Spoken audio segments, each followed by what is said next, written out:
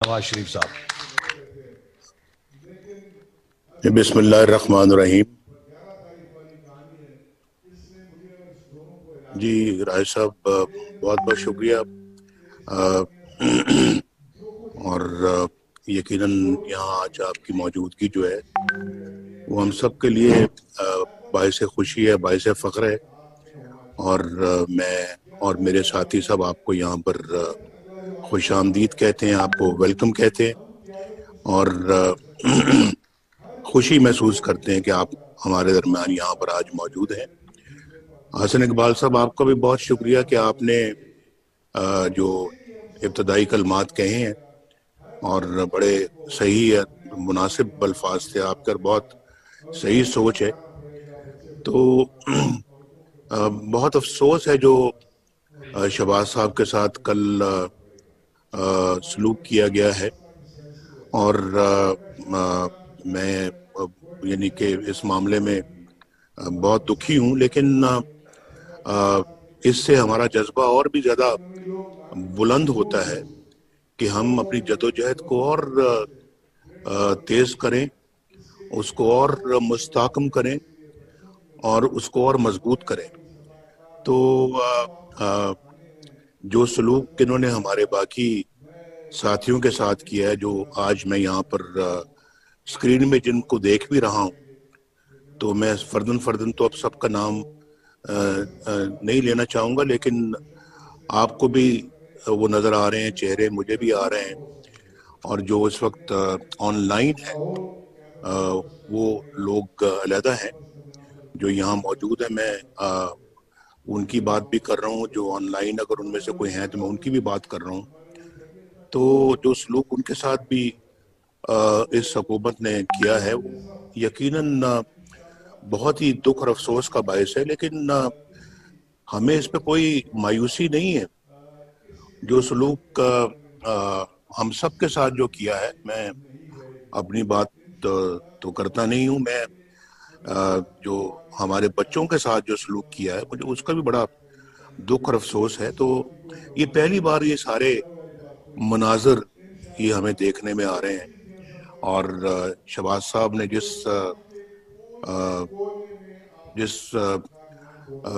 State fast होने का सबूत दिया है, जो जिस तरह से वो अल्हम्दुलिल्लाह एक ऐसे मर्द बन के खड़े रहे हैं तमाम मुश्किलों के आगे, और उन्होंने सर नहीं झुकाया और ना ही उन्होंने अपना जो है वो हमारे बयानियों को अपना जो है ना वो कमज़ोर किया, बल्कि उसको और मजबूत करने में उन्होंने अपना किरदार अदा किया है। तो मैं यकीनन अपने भाई पे बहुत फ़ख्र करता हूँ। और मुझे यकीन है कि इंशाल्लाह ये जुल्म की रात बहुत जल्द ख़त्म होगी और इंशाल्लाह अच्छा वक्त फिर वापस आएगा, हम सब के लिए आएगा इंशाल्लाह। बिल्कुल, इसमें मुझे कोई शक नहीं है। मैं बल्कि चाहता था कि मैं बल्कि आगाज ही इस बात से करूं, क्योंकि हम अपना जो है वो एक हमारा एक ऐसा मिशन है जिसकी तरफ हम आगे बढ़ रहे हैं। तो उस मिशन की कामयाबी जो है ना वो अ,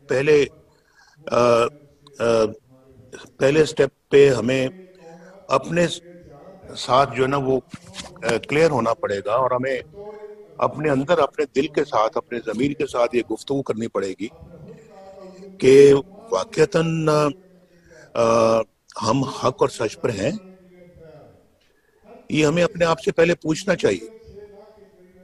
ना आप मुझ पे जो है ना वो जबरदस्ती अपना मुझे कंट्रोल करने पे आप कुदरत रखते हैं, ना मैं कादिर हूं कि मैं आपके दिलों और दिमागों पे मैं कोई कंट्रोल करूं। तो इसलिए मेरा ख्याल है कि हमें अपने आप से पहले ये पूछना चाहिए कि क्या हम हक और सच पर हैं। जो कुछ पाकिस्तान में हो रहा है ये वो सब सही है, और इलेक्शनों में जो धांधली हुई है वो सही है, उसे हम अपना कबूल कर लें। आरटीएस बंद हुआ था तो तकदीर का फैसला समझ के उसे कबूल कर लें। धांधली की बाकायदा नशिस्तें हमारी आंखों के सामने हैं। जो धांधली हुई है क्या उसको हम कबूल कर लें और मान लें कि जनाब ठीक है, अगर ऐसा हुआ है तो चलें जी, फिर आगे बढ़ते हैं। इन चीज़ों का क्या हिसाब लेना है? आज आप किसी का हक छीन कर किसी और को दे देते हैं और किसी के हक से उसको महरूम करके किसी और की झोली भर देते हैं। तो क्या फिर हम इन सब चीज़ों को तस्लीम कर लें, कबूल कर लें, अपने ज़मीर को मार दें और कहेंगे जी ठीक है आगे बढ़ते हैं जनाब? ऐसा तो होता रहता है, 70 सालों में तो ऐसा होता रहा है, लेकिन क्या आइंदा भी फिर ऐसा होना चाहिए? मैं ये समझता हूं कि इसका फैसला हमें बिल्कुल अब दो टोक तरीके से करना चाहिए। और मैं ये समझता हूँ कि आज जो अदालतों पर जो इस वक्त दबाव है और दबाव डालकर मर्जी के फैसले लिए जाते हैं, तो क्या ये सब सही है? और आप इसके विटनेस हैं आप सब। हमें पता लगता रहता है कि कहाँ किस अपना अदालत में किस अपना जज ने क्या फैसला करना है। अनफॉर्चुनेट, ये इससे बड़ी बदकिस्मती और क्या हो सकती है कि अदालतों को दबाव में लाया जाए और उनसे मनमाने फैसले लिए जाएं। उनको दीवार से लगा दिया गया है, ये सही है? पार्लियामेंट को एक कठपुतली और रबर स्टैम्प पार्लियामेंट बना दिया गया है। इसको मान लें। और आप में से लोग मुझे बताते हैं, मैं तो पार्लियामेंट का मेंबर, और मुझे नहीं मालूम कि मैं क्यों नहीं हूं आज मेंबर नहीं हूं। आज तक ऐसा कोई मौका नहीं आया कि मैं पार्लियामेंट, अल्हम्दुलिल्लाह कि मैं पार्लियामेंट का मेंबर ना रहा हूं। अल्लाह के फजल करम से हमेशा अल्लाह ने कामयाबी दी है और कोई आसान है कि मैं अपना, अल्लाह ने मुझे हमेशा ये एजाज बख्शा है। आज पहली मर्तबा मैं पार्लियामेंट का मेंबर नहीं हूँ, या मैं उस वक्त मेंबर नहीं था जब हम मुशर्रफ के ज़माने में जो है वो एग्जाइल पे चले गए, तो उस वक्त भी नहीं था और आज भी नहीं हूँ, क्योंकि मैं डिस्क्वालीफाई हो गया और निकल गया वजारत उज़्मा से कि मैंने अपने बेटे से तनख्वाह नहीं ली। और ये है हमारी अदालतों का कि बेटे से तनख्वाह नहीं ली, चलें छुट्टी करें, जाएं वजारत उज़्मा से भी फारिग। उसके बाद फिर चलें वजारत उज़्मा से फारिग होने के बाद मुस्लिम लीग की सदारत से भी फारिग, सारी फाइल। ये क्या आपका दिलो दिमाग इस बात को तस्लीम करता है कि इसको, इन सब चीजों को मान लिया जाए? भाई सियासत जो है वो इंसान अपनी सेल्फ रिस्पेक्ट को मलूज़े खातिर रख कर इंसान सियासत करता है, सेल्फ रिस्पेक्ट कॉम्प्रोमाइज करके नहीं। तो अगर जिसमें सेल्फ रिस्पेक्ट जो है वो चली जाए तो फिर कौन सी सियासत और कैसी सियासत? तो मैं तो समझता हूं कि ये आज सब चीजों को सोचने का ये दिन है। और मुझ जैसा आदमी जो 3 दफा अल्लाह ताला के फजलो करम से और आपकी मेहरबानियों से और आपकी दुआओं से और आपके ताउन से वजीर आजम बना, मैं 3 दफा, तो उसके साथ ये सलूक हो रहा है कि उसको मुल्क से बाहर जो है वो रखा गया 1999 से लेके 2007 तक। और अब अपना जो अदालतों की इजाज़त है मैं बाहर आया हूँ। तो आज ही कोई अजीब व गरीब सा मैंने कमेंट्स पढ़े हैं, बड़ी तकलीफ हुई है वो कमेंट्स पढ़ के, मुझे बहुत अफसोस हुआ है। तो अब वो आप भी सब जानते हैं, मैं अब उस पर क्या कमेंट करूं।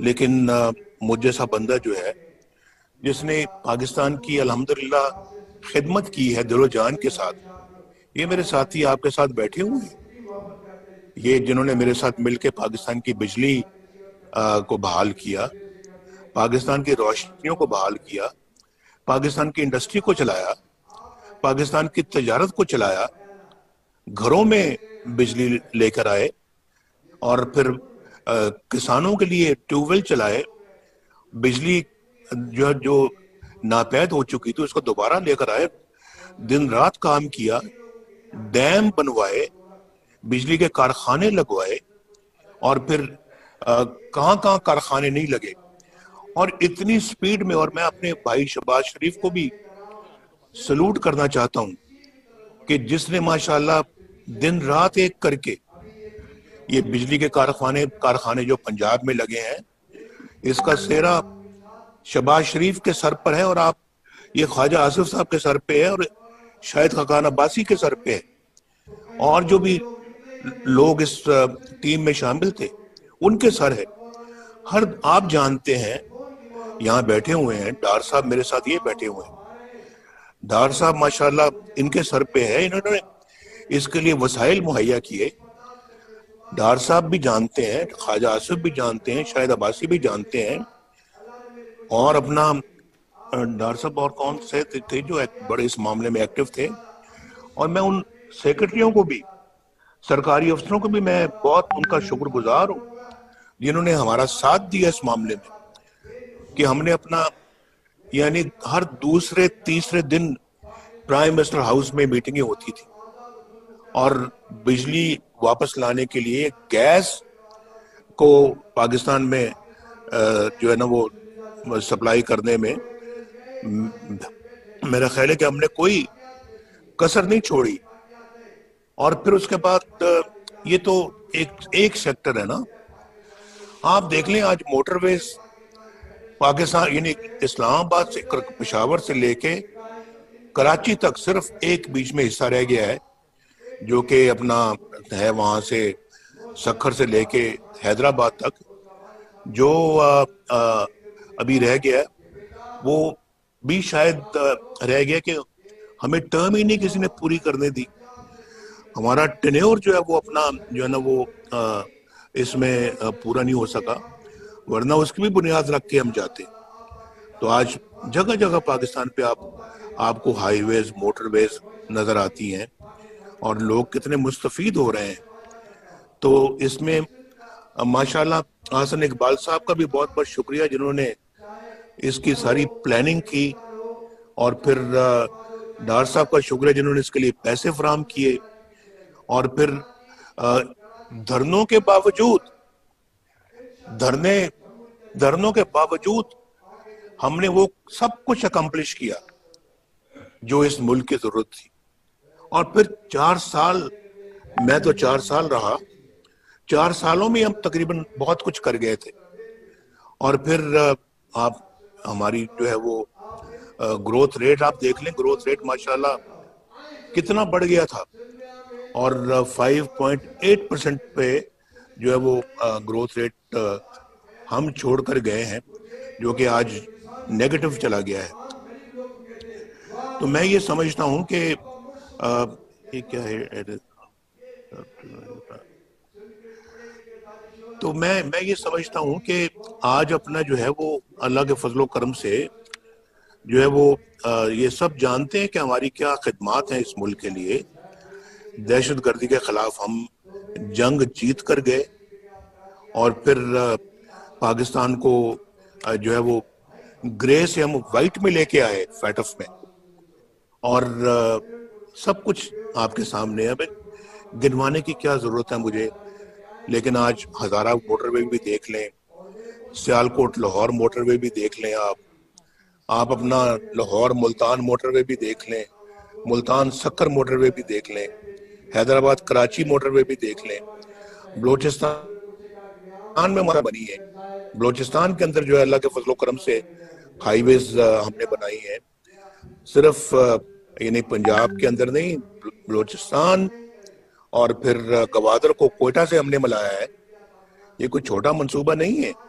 اور بہت ساری سڑکیں بنائی ہیں. اور ابھی دیکھیں یہ جو ڈیرہ اسماعیل خان سے یعنی اسلام آباد سے ڈیرہ اسماعیل خان سے یہ کوئٹہ، یہ انڈر کنسٹرکشن ہے، اس کا کافی حصہ سونا بن بھی چکا ہے. اور پھر اپنا جو ہے وہ سندھ کے اندر سے یہ موٹر وے ساری گزر رہی ہیں. ہمارے تو بڑے بڑے منصوبے تھے جو زیر تکمیل تھے اور بہت سارے آج شاید مکمل ہو چکے ہوتے, باقی بھی جو رہ گئے ہیں. تو میں کہنا یہ چاہتا ہوں کہ ہمارے زمانے میں آدمی بھی سکھ کی زندگی گزار رہے تھے, پاکستانی سکھ کی زندگی گزار رہے تھے, لوگوں کو روزگار مل رہا تھا, لوگوں کو اپنا جو ہے وہ ان کو چیزیں جو ہے روزمرہ کی وہ دستیاب تھیں, یعنی کہ کوئی مہنگائی نہیں تھی, مہنگائی کا کوئی ایشو نہیں تھا پاکستان میں. تو آج تو ان کا جینا دوبر ہو گیا ہے. تو یہ جو جدوجہد آپ جو کرنے کا جو ارادہ رکھتے ہیں, وہ جو سب سے زیادہ اس کی جو ضرورت ہے وہ صرف اور صرف ان 21 کروڑ عوام کے لیے ہے, یا عوام کے لیے ہے جو جن کے دکھوں میں اور مشکلات میں آج بے پناہ اضافہ ہو چکا ہے. مجھے کوئی کہہ رہا تھا کہ جناب آج تو پاکستان کے اندر, یہ مجھے بہت ایک سمجھدار بندے نے یہ بات کہی ہے کہ آج کے زمانے میں جتنی کوئی لوگ کمائی کر رہے ہیں اس کمائی سے وہ نہ اس اپنے اخراجات کو پورا نہیں کر سکتے, اخراجات کے ساتھ ساتھ نہ اپنے بچوں کو پڑھا سکتے ہیں, نہ وہ بجلی کا بل دے سکتے ہیں جو بم بن کے ان پہ گر رہا ہے, نہ وہ گیس کا بل دے سکتے ہیں, نہ وہ دوائیوں کا خرچہ اٹھا سکتے ہیں. آج دوائیوں کی قیمتیں آسمان سے باتیں کر رہی ہیں. صرف لائف سیونگ دوائی جو ہے وہ بھی عوام کی پہنچ اور عوام کی رسائی سے باہر ہے. آپ مجھے بتائیں کہ کس طرح سے جو ہے وہ اپنا لوگ اس وقت زندگی بسر کر رہے ہیں. مجھے کوئی آج بتا دے کوئی, وہ کہنے لگے کہ مجھے سمجھ نہیں آتی کہ آج اچھی خاصی جو تنخواہ ہوتی ہے جو 30,000 روپے تک بھی ہوتی ہے, اس میں جو یہ سارے اخراجات جو ہے نا وہ پورے کرنے کے بعد جو کھانا اس نے پکانا ہوتا ہے اس کے لیے روٹی آٹے کی قیمت آسمان سے باتیں کر رہی ہے. آج تو میں پڑھ رہا تھا کہ اب آٹا جو ہے نا آگے ناپید ہونے والا ہے, گندم ہی نہیں باہر سے امپورٹ کی گئی. بھئی ایک زمانہ تھا ہمارا, بھئی گندم امپورٹ چھوڑ کر ایکسپورٹ ہوا کرتی تھی, آج اپنا امپورٹ جو ہے نا وہ کی جا رہی ہے. اس کے لیے بھی آپ کو زر مبادلہ چاہیے, اور یہ اب امپورٹ کر کے تو وہ وقت پہ بھی نہیں اب آ سک رہی, تو شاید دسمبر میں قیمتیں اور زیادہ بڑھ جائیں گی اور گندم کی کمی اس ملک کے اندر آ جائے گی. چینی کی قیمتیں آپ دیکھ لیں, اور شہباز صاحب جو ہے نا وہ انہوں نے میں سمجھتا ہوں کہ ہم ان کی تعریف کرنی چاہیے جو انہوں نے انتہائی پریشر کے باوجود چینی کی قیمتیں نہیں بڑھنی تھی. ہم شاید 50 روپے کلو تھی جب ہم آئے تھے, اور 50 روپے ہی ہم چھوڑ کے گئے, اور لیکن آج جب سے ہم چھوڑ کے گئے ہیں تو 50 سے آج 100 روپیہ کلو چینی ہو گئی. کوئی ہے پوچھنے والا, مجھے بتائیں, کوئی دیکھنے والا ان چیزوں کا ہے؟ اور پھر میں نے آپ کو یہ پہلے کہا, میں نے کہا کہ پہلے تو آپ اپنے آپ سے پوچھیں نا کہ کیا ہم حق اور سچ پر ہیں. اگر ہم حق اور سچ پر ہیں تو پھر میرا خیال ہے کہ ہمیں کوئی تامل نہیں ہونا چاہیے, کوئی ہیزیٹیشن یا تحفظ نہیں ہونا چاہیے کہ ہم ان چیزوں کے خلاف جو ہے وہ برسر پیکار ہوں. تو میں کیا پاکستان میں پوچھ رہا تھا کہ جو کچھ ہم ہو رہا ہے وہ صحیح ہے, اور الیکشنوں پہ بات ہو رہی تھی کہ کیا الیکشن میں جو دھاندلی ہوئی ہے وہ صحیح تھی, اس کو مان لیں ہم. میرا تو ضمیر اس کو قبول نہیں کرتا, اور میں اسی پہ بات پہ میں نے کہا تھا کہ سیاست اور نو سیاست کوئی انسان کا ضمیر بھی ہوتا ہے, کوئی انسان کی سیلف رسپیکٹ بھی ہوتی ہے. آج تو ہم انگریزوں کی غلامی سے نکل کر آپ اپنوں کی غلامی میں آ گئے ہیں. ہم کوئی فری سٹیزن تو نہیں ہیں آج. آپ پوچھیں اپنے آپ سے, آپ ہیں؟ پوچھیں, ذرا پوچھ کے دیکھیں آپ. جس پارلیمنٹ کے ممبر ہم بنے ہوئے ہیں وہ پارلیمنٹ کتنی خود مختار ہے. مجھے لوگوں سے پتہ لگتا رہتا ہے کہ وہاں اس پارلیمنٹ کو کوئی اور چلا رہا ہے, وہاں پھر جو ہے نا وہ دوسرے لوگ ہیں جو آ کے یہ ڈائریکشنز دیتے ہیں کہ جناب آج ایجنڈا یہ ہوگا اور آج اس بل پہ یہ ووٹنگ ہوگی اور فلاں کل یہ ہوگا، کمیٹی فلاں بل کو منظور کرے، فلاں بل کو دیکھے. تو یہ میں سب جو ہے نا یہ میں سمجھتا ہوں کہ یہ بہت جو ہے نا وہ ہے سوچنے والی باتیں یہ کہ ہم نے تو یہ ہماری تو اسمبلی بھی اب معاف کیجیے گا کمپرومائزڈ. تو اس میں انفارچونیٹلی جو ہے وہ ہماری عدالتوں کا آپ نے دیکھ لیا حال. جو محمد بشیر صاحب کی جو کورٹ تھی وہ کرنل صاحب وہاں سے نکل رہے ہیں اور وہ اس شاباش اس جرنلسٹ کی جس نے اپنا ان سے پوچھ لیا کہ جناب آپ یہاں کیا کرنے آئے تھے اور آپ یہاں پر کس کو ملے ہیں اور ہمیں بھی اجازت دے دیں کہ ہم بھی جج صاحب کو مل سکیں. اور وہ کتاب سے منہ چھپا رہا ہے اپنا. کیا ضرورت تھی چھپانے کی اگر دل میں چور نہیں تھا؟ دل میں چور تھا تو منہ چھپایا نا. بات کرنے کی، جواب دینے کی ہمت نہیں تھی کیونکہ سوال صحیح پوچھے جا رہے تھے. تو اس طرح سے جو کیا یہ پھر صحیح ہے؟ اور پھر جو ہے وہ میں کیا یاد کراؤں اب جو یہ ملک ارشد صاحب لے کے گئے ہیں، جو کہہ گئے ہیں، ایڈمٹ کر گئے ہیں کہ میں نے انڈر پریشر جو ہے نا یہ فیصلہ سنایا ہے. اور وہ فیصلہ تو اپنی جگہ پہ ابھی اس جج کو تو فارغ کر دیا ہے، وہ ڈسمس ہو گیا ہے، فیصلہ برقرار ہے، الٹی گنگا بہ رہی. اور اسی فیصلے پہ میری بیل کا مسئلہ اٹکا ہوا ہے، اندازہ کیجئے آپ.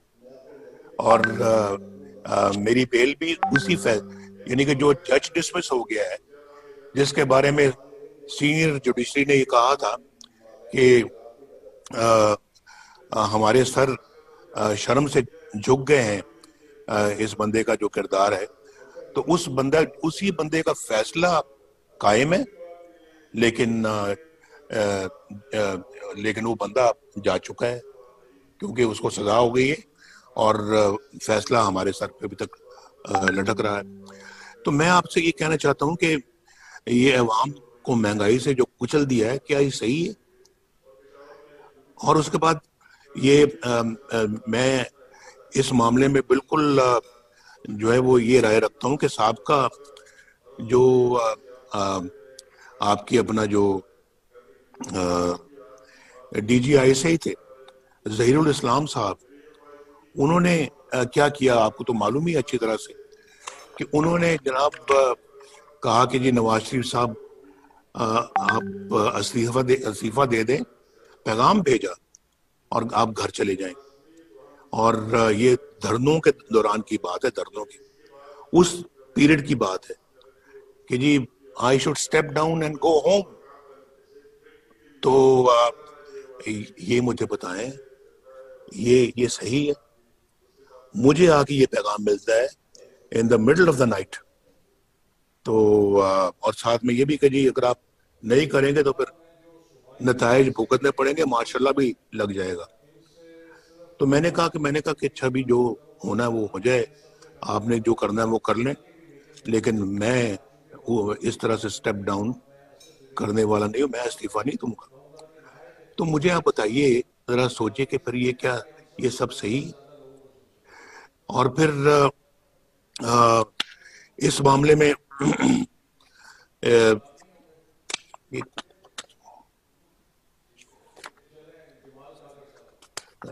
معاف کیجیے گا ذرا.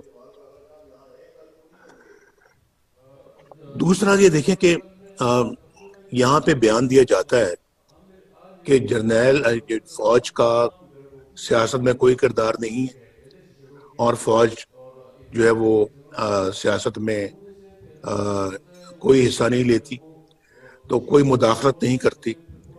تو پھر مولانا غفور حیدری صاحب نے جو کہا کہ مجھے جنرل باجوہ نے بلایا، چیف آف آرمی سٹاف نے مجھے بلایا اور مجھے کہا کہ جی آپ یہ دھرنا بند کریں، ہم جو نواز شریف کے خلاف کر رہے ہیں آپ اس کے مداخلت نہ کریں۔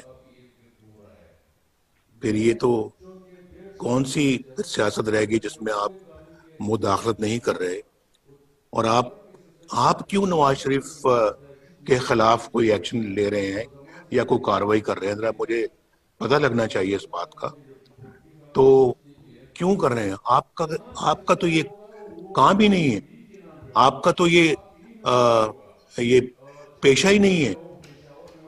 تو آپ یعنی کہ کیوں آپ نے پھر یہ بات ان سے کہی؟ اور اگر آپ نے نہیں کہی تو پھر آپ نے کیا اس کی کوئی کانٹرڈکشن دی ہے؟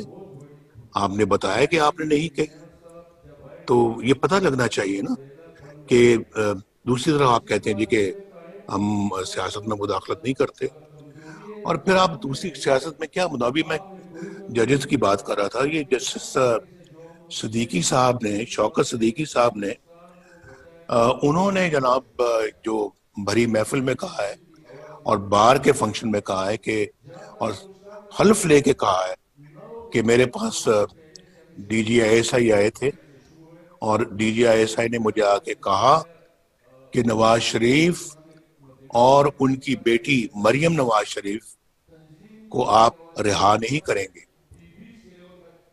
کیونکہ اگر آپ نے ایسا کر دیا تو ہماری تو پھر 2 سال کی محنت ضائع ہو جائے گی۔ یہ لکھا ہوا ہے انہوں نے اپنی پٹیشن میں جو سپریم کورٹ میں انہوں نے بھیجی ہے، میں نے اپنی آنکھوں سے پڑھی، اور یہ میں نے اپنی آنکھوں سے کوٹ لکھپت جیل کے اندر اس کو اچھی طرح سے پڑھا تھا، ریکارڈ کر لیا تھا، لیکن بات آج تک نہیں ہوئی۔ بات کرنے کا موقع اب مل رہا ہے، تو ہم نے بھی بڑا صبر کیا ہے، ہم نے بہت جو ہے نا وہ یہ وقت صبر شکر کے ساتھ گزارا ہے، لیکن پھر بات کرنے کا ایک وقت آتا ہے بھائی، اور پھر جو ہے نا وہ ایک وقت آتا ہے جب ایک ٹرننگ پوائنٹ آتا ہے، پھر تو وہ ٹرننگ پوائنٹ اب آیا ہے، تو اب میں سمجھتا ہوں کہ یہ ناقابل قبول چیزیں ہیں۔ آپ مجھے بتائیں کون سی 2 سال کی محنت ہے جو آپ نے کی تھی نواز شریف کے خلاف، جو آپ نے کہا کہ ہماری 2 سال کی محنت ضائع ہو جائے گی اگر نواز شریف کو اور مریم کو چھوڑ دیا۔ الیکشن سے پہلے مجھے بھی اندر کر دیا، مریم کو بھی اندر کر دیا، الیکشن میں دھاندلی کر دی۔ یہ سب کچھ کون کر رہا تھا؟ ابھی تو شاید خاقان عباسی صاحب کی گورنمنٹ ختم ہوئی تھی، کیئر ٹیکر گورنمنٹ تھی، کیئر ٹیکر گورنمنٹ کر رہی تھی یا کیئر ٹیکر گورنمنٹ کے پیچھے کوئی اور کر رہا تھا؟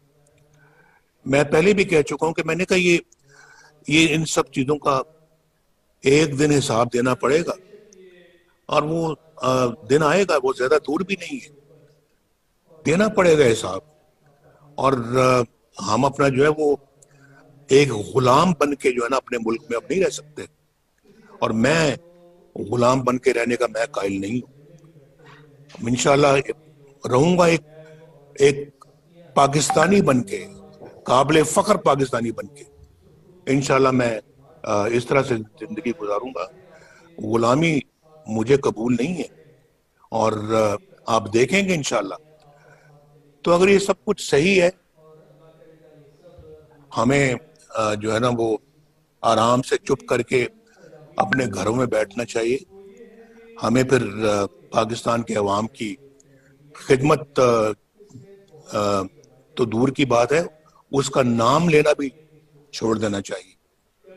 لیکن اگر یہ سب چیزیں صحیح نہیں ہیں، اور ہمارا نہ ذہن، نہ دل، نہ ضمیر اس کو قبول کرتا ہے، تو پھر تو اس کے خلاف اٹھنا ہوگا، اور میں تو اس کے خلاف اٹھنے کا فیصلہ کر چکا ہوں، اور میں نے بالکل دو ٹوک فیصلہ کیا ہے کہ اب یہ جو ذلت کی زندگی کم از کم ہم نہیں جی سکتے، اور انشاءاللہ عزت کی زندگی جئیں گے انشاءاللہ۔ اللہ تعالیٰ ہمیں عزت کی زندگی انشاءاللہ جینے کی توفیق دے گا، اور وہ ان ایٹراسٹیز کے خلاف، ان بروٹیلٹیز کے خلاف، اس ظلم و تشدد اور ٹرینی کے خلاف ہم اپنا جو ہے اٹھ کھڑے ہوں.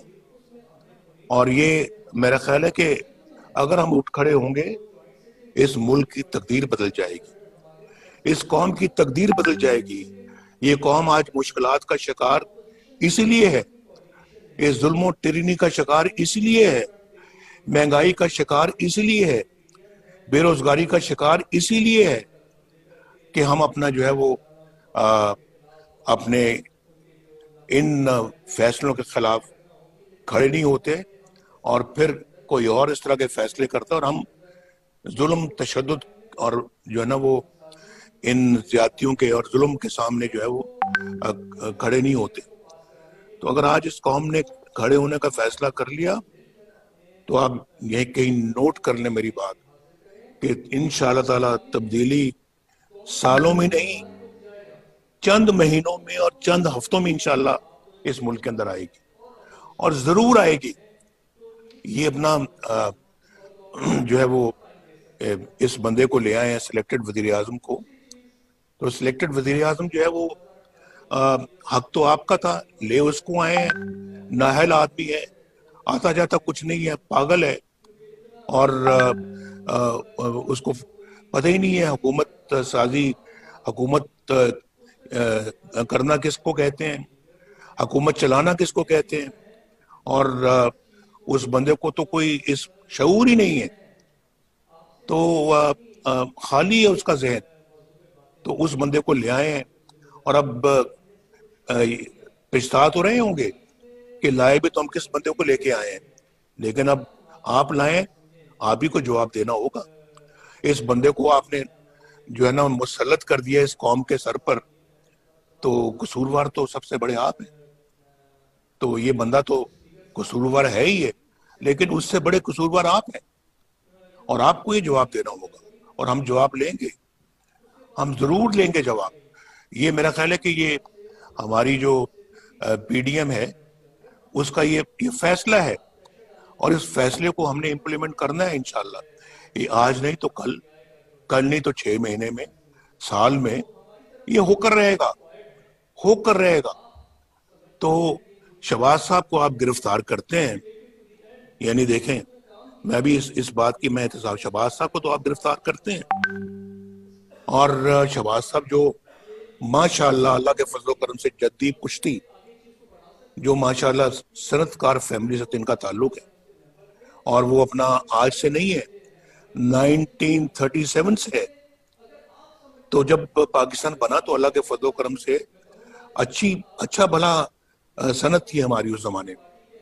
اور پاکستان کے بننے کے چند سالوں بعد 1972 کے شروع میں جب ذوالفقار علی بھٹو کی حکومت آئی ہے تو پاکستان میں سٹیل کا سب سے بڑا ادارہ تھا، اس کو نیشنلائز کیا. شہباز صاحب جو کہ ایک انڈسٹریل بیک گراؤنڈ سے ہیں، اور ماشاءاللہ اس زمانے میں اللہ کے فضل و کرم سے ہمارا جو کاروبار تھا 1972 میں اربوں روپے کا کاروبار تھا، اربوں کا. آپ ریکارڈ کی بات ہے، میں غلط نہیں کہہ رہا، ہزاروں لوگ تھے جو کام کرتے تھے ہمارے فیکٹری میں. تو اس کو تو آپ نے پکڑ لیا کہ آپ کے ذرائع جو ہیں وہ میچ نہیں کرتے، آپ کے جو ہیں وہ اس سے آپ کے اخراجات سورسز سے میچ نہیں کرتے. تو بھائی مجھے تو سمجھ نہیں آتی کہ کیوں نہیں میچ کرتے. تو آپ نے عاصم سلیم باجوہ، جنرل عاصم سلیم باجوہ، اس کو تو آپ نے پکڑا ہی نہیں. پکڑا آپ نے شہباز شریف کو لیا ہے. پکڑنا تو اس کو چاہیے تھا آپ کو، جس نے پچھلے 15-20 سالوں میں پتہ نہیں کہاں سے ریسورسز کروڑوں روپے، اربوں روپے کے اثاثے بنا لیے ہیں آپ، اور وہ بھی ملک سے باہر بنائے ہیں آپ نے اثاثے. پکڑے گئے ہیں، اور اس پہ تو یہ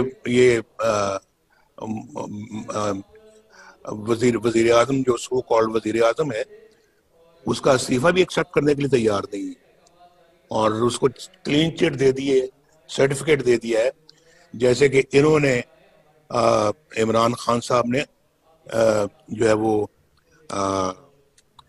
جو ثاقب نثار صاحب سے کلین چٹ حاصل کی تھی، اس کو بھی کلین چٹ دے دی، میں بنی گالا کی بات کروں، اور اس کو انہوں نے عاصم سلیم باجوہ کو کلین چٹ دی ہے کہ آپ جی بہت محترم ہیں، آپ تو بالکل صحیح ہیں، دیانتدار ہیں، بہت اچھے ہیں، لیں بیٹھیں آپ نہیں باہر جا سکتے، آپ نہیں چھوڑ سکتے، اور شہباز صاحب کو پکڑ کے اندر کر دیا ہے۔